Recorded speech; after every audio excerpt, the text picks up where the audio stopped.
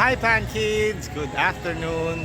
Si Plant Tatay Barry of Antipolo po ito at we are on our next episode. Nandito po tayo ngayon sa harap na garden natin at ito po ang ating gagawin. Atin pong iriripat itong ating gigantic. Okay? Dahil malaki na siya sa kanyang pot. So this is going to be my second propagation for this gigantium. Okay, yung pinaka-mother niya is somewhere here. Hindi ko na makita. Mamaya hanapin natin. Tapos, ito yung magiging pangalawa. Okay? So, papakita natin sa inyo yung gagawin nating propagation, repotting, and then pag-aayos ng ibang halaman dito. Okay, let's go!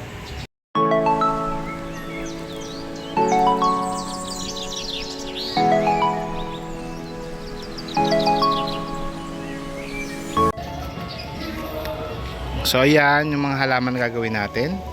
Ayan, nasira nga ito kasi kaya tayo na trigger na repot na ito kasi mataas na talaga to. O, tingnan mo. So tumutumba na siya. Ideal talaga ang gigantium sa lupa kaso wala po tayong lupa. Dapat to kasi parang nasa gitna kasi pabukay yung kanyang dahon. Ngayon natumba siya kaya nasira. May tatlong mga dahong naputol. Ayan, ito, nasira pa siya, oh. Tapos, itong ating Paraiso Verde, kailangan na rin natin dagdagan ng lupa. Ito yung ating, ito. Ano yan? Dati kong, anong tawag dyan? Anahaw yan, eh. Dwarf dati, tapos lumaki, naging puno, tapos namatay. Ayun, okay? Tapos, nandyan na yung isang ating ayun yung Syngonium, ayun. Tapos itong ating Colocasia na nakabaliko, mamaya aayusin natin. Papakita ko sa inyo ang ganda ng dahon yan. And then itong ating pineapple head. Okay?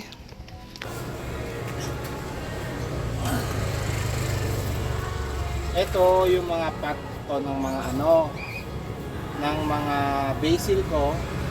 Nakakala ko mabubuhay, namatay na rin ako. Namatay na naman ako. Pero kasi alam ko naman kung bakit. Dahil nawala yung araw dun sa pwesto nila. Tapos di ko kagad na-adjust. Hanggang naubos. So unahin na natin tong pineapple kasi ito pinakamadali. Ipapatong lang. So unahin na natin.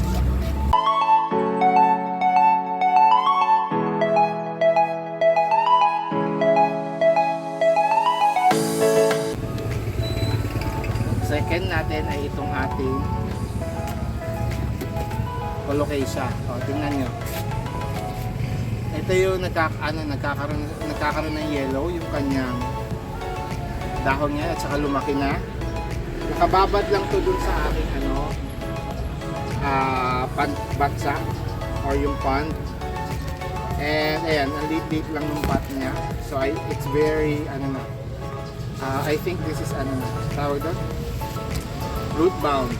Tapos ganito pala siya dumami. Ayan o. Kita nyo ba? So pala siya? Crawler pala siya. So hopefully, ayan, mapadami natin.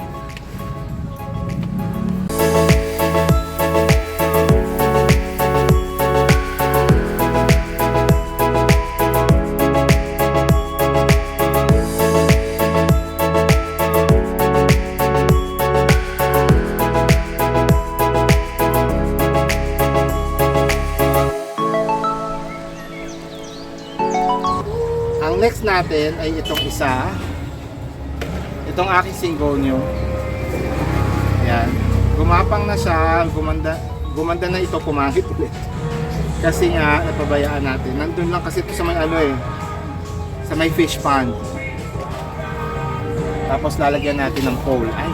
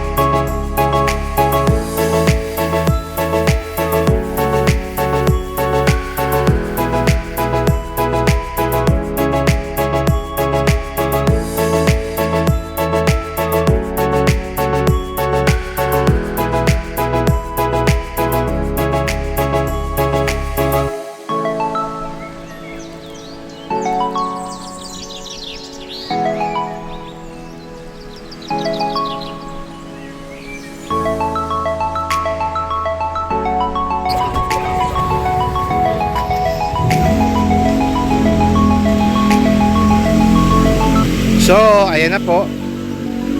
Na propa na natin yung ating gigantium. So, ito na ang ating i-display while waiting for the mother. Ayan po yung mother na magkadahon ulit.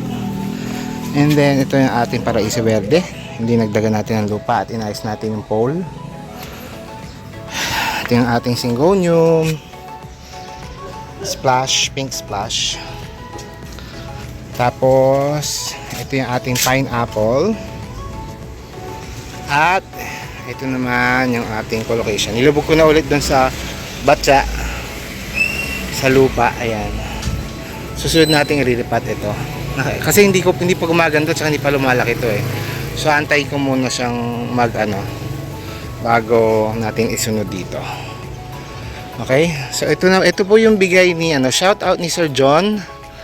Na nagbigay sa atin nito. Alam ko sa Gitofolium to eh, yata.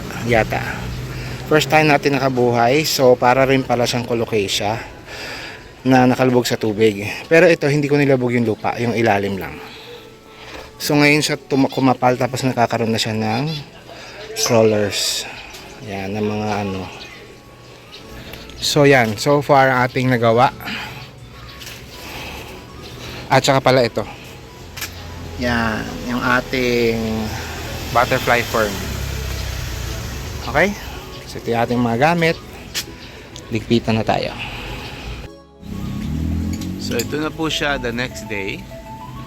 Ito po yung Syngonium na niripat natin. Ayan. Tapos ito yung ito yung mother na gigantium. Ayan yung mother niya. Actually ito pinutulan lang natin.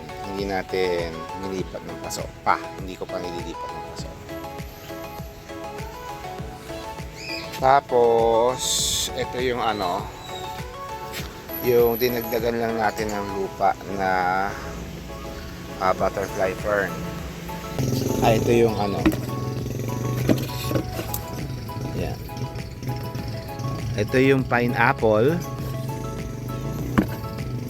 Yung pineapple top na nilagay natin. So ito yung pineapple top na nilagay natin, hindi pa natin ginagalaw. Tapos ito yung ito yung colocasia natin. Yun yung nilipat natin. Ito ko ilalagay ito. Tingnan natin kung anong magiging reaction niya. Hindi pa natin pinuputol, inano lang natin. Tapos ano ba yung isa? May isa pa akong ginawa.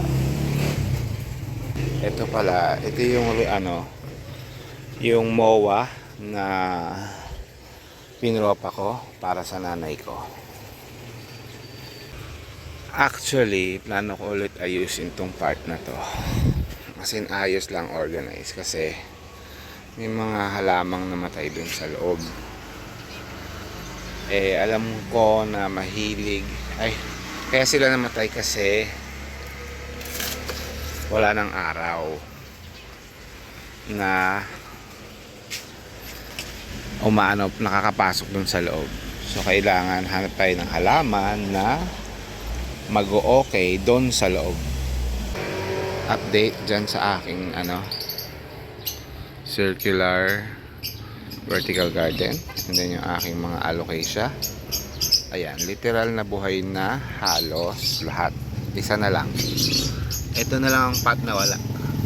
Hindi ko maalala kung ano yan pero ito meron na si Corazon, may tumubo na isa na dahon. Itong mother na Sansevieria na galing kay Precious na ibaba na natin. Wala pala akong mapwestuhan doon kasi kailangan, inisip ko para may patungan somewhere katulad doon para iba-ibang layer. Mas maganda siya tingnan pag layering siya. So gagawin ko pa ng paraan yan. Tapos ang ginawa ko pala, tinanggal ko yung isang halaman dyan. Hindi, marami akong halaman na tinanggal dito. May dalawa tayong pot na wala na pala laman, tinanggal na natin. Kaya nagkaroon tayo ng lupa kahapon.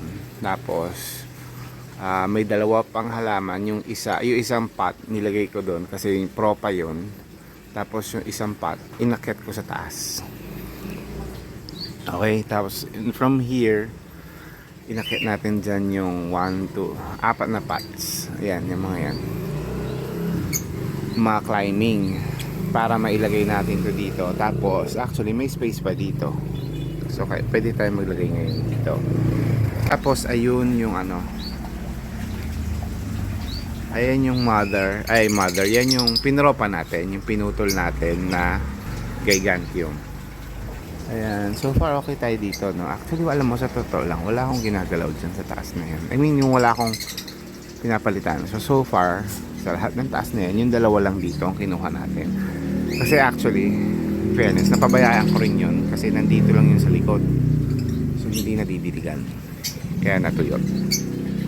Pero alam ko hindi naman masyadong hindi masyadong rare yung mga halaman na namatay na yan. Alright, so thank you very much for watching. I will end the video here. I hope you enjoyed the video. So ito yung ating parang update ng konti, pero yun nga, nagpropa tayo ng ating gigantium. Actually this is the second time in 4 years na napropa natin yung gigantium na yon. Actually na hindi ko na lang napakita sa inyo yung original mother nun kasi hindi ko makita, hindi ko mahanap kung sa kung nilagay. Okay, so thank you very much for watching again. This is Plant Tatay Barry of Antipolo. I would like to say thank you sa ating mga kaibigan. Unang-una na si Nori Oganya Official, na heading na ating main coordinator sa ating team promote, sa ating mga friends sa plant garden lovers, at saka sa ating plant family. Alright, thank you very much. Shout out sa mga tao na laging nariyan at lagi nating nakitang sumusuporta. Okay, thank you very much for watching. This is Plant Tatay Barry of Antipolo saying bye, plant kids!